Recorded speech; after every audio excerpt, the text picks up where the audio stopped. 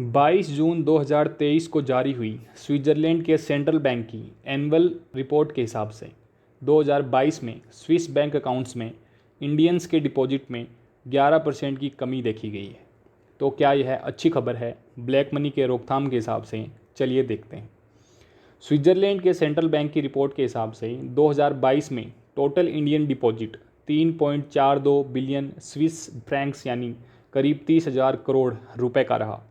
वही 2021 में यह करीब 3.83 बिलियन का था, जो कि पिछले 14 सालों में सबसे अधिक था।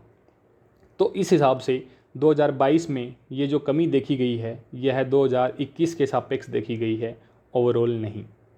सरकार का ये मानना था कि 2021 में वृद्धि का कारण इंटरनेशनल ट्रांजैक्शन में वृद्धि था, जो कि इंटरनेशनल बिजनेस के राइज होने की वजह से देखा गया था। और अगर आगे बात करें तो 2006 में यह करीब 6.5 बिलियन का था तथा इसके बाद 2011, 2013, 2017, 2020 व 2021 के अलावा इसमें लगातार कमी देखी गई है। लेकिन इन 5 सालों में स्विस बैंक डिपॉजिट्स में वृद्धि दर्ज की गई। इसके अलावा इन फिगर्स में वो अमाउंट इंक्लूडेड नहीं है जो इंडियंस द्वारा अदर कंट्रीज़ के एंटिटीज़ के नाम पर जमा है। अब अगर 2022 में स्विस बैंक के टोटल डिपॉजिट्स की बात करें तो यह लगभग 125 लाख करोड़ रुपए के बराबर का था। अब यह फिगर आखिर मिले कहाँ से, क्योंकि हमने तो सुना है कि स्विस बैंक्स अपने अकाउंट होल्डर की इन्फॉर्मेशन किसी के साथ शेयर नहीं करता, तो ऐसा नहीं है।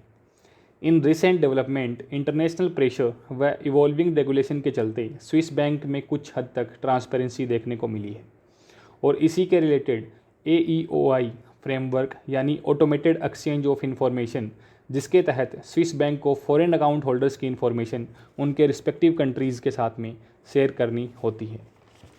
और इसी के अंतर्गत 2019 से स्विट्ज़रलैंड इंडियन अकाउंट होल्डर्स की इन्फॉर्मेशन इंडिया के साथ शेयर करता है हर साल, जिससे कि टैक्स चोरी करने वालों के बारे में जानकारी तथा इन्वेस्टिगेशन में काफ़ी मदद मिली है।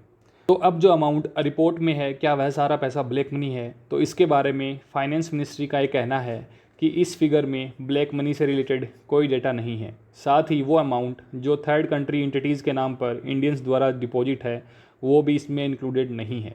यानी ब्लैक मनी की लड़ाई अभी जारी है।